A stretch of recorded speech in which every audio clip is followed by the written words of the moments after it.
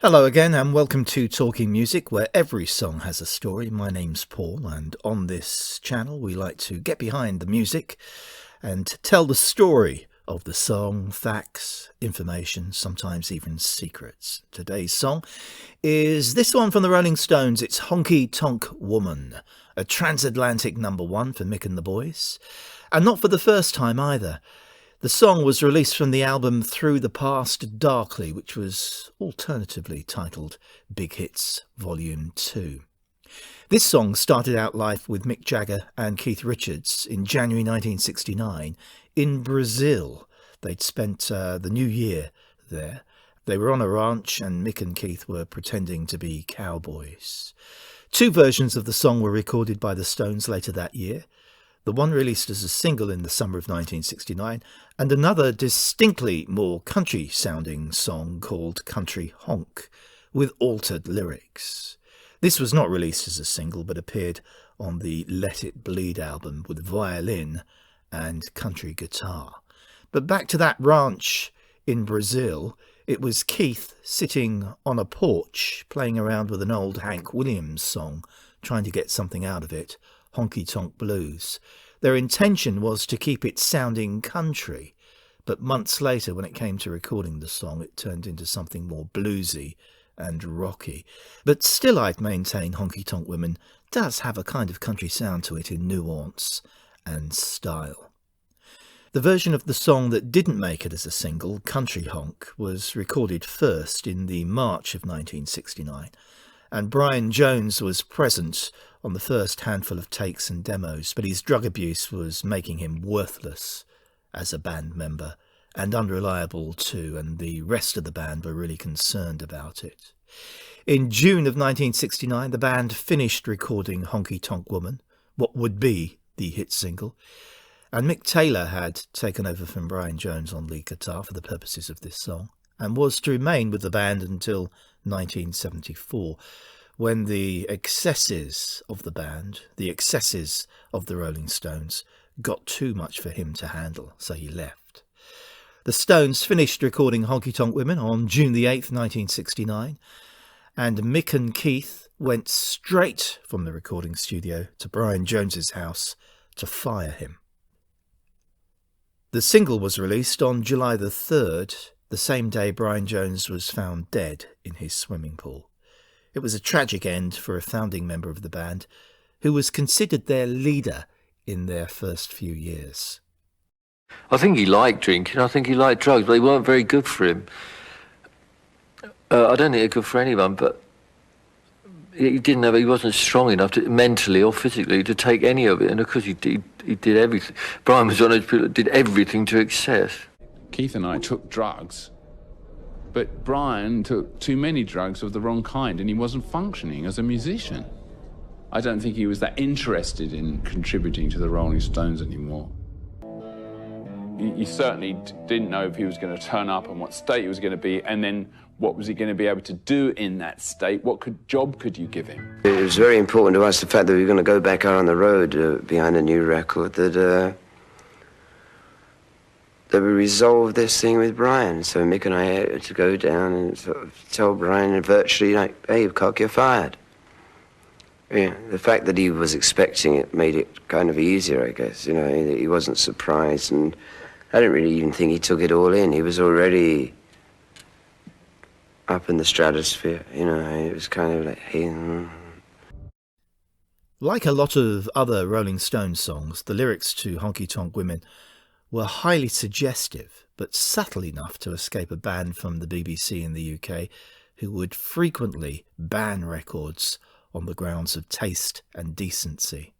Theoretically, a honky tonk woman refers to a dancing girl in a bar that could be a prostitute.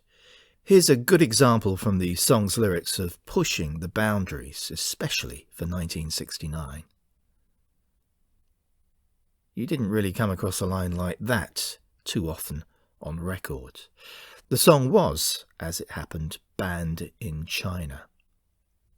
Keith Richards has said the song is one of the hardest to play because the tempo is difficult to get just right, though I am kind of paraphrasing there. He did use other words and other vernacular. And the single was given away to fans who helped clean up after a free concert by the Rolling Stones in Hyde Park on July the 5th, 1969. That was just a couple of days after the release of the song. Nearly 300 copies were given away by this method. Let's have a look at the charts to see how the song fared.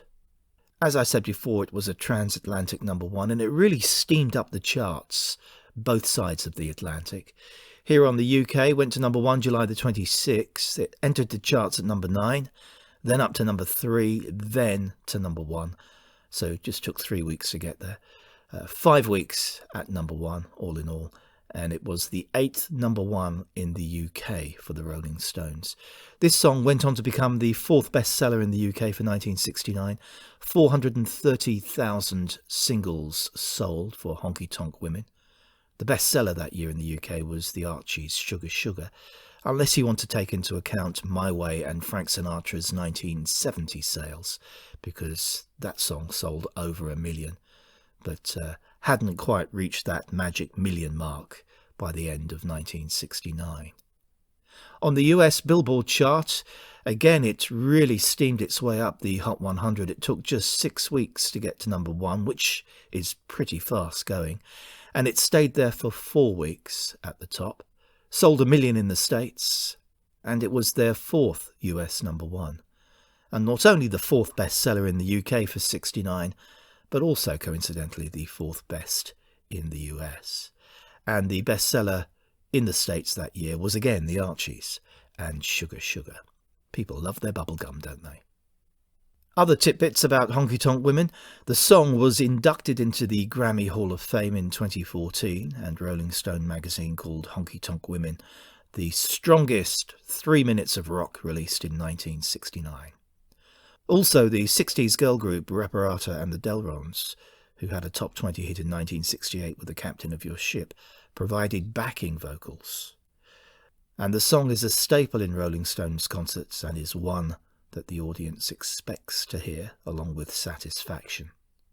Not only is the tempo difficult to get just right, as per Keith Richards, but the percussion is difficult as well, and young drummers often use Honky Tonk Women as a kind of practice template because it requires them to play different patterns at the same time, with hands and feet working independently, and just listening to the first few seconds of the song gives you a fair indication of that. By now, 1969, the Rolling Stones had established themselves as a worldwide success. And if it were not for the Beatles, you'd have to say that the Stones were probably the standout group of the decade. You'd certainly have to say that they were the second most successful.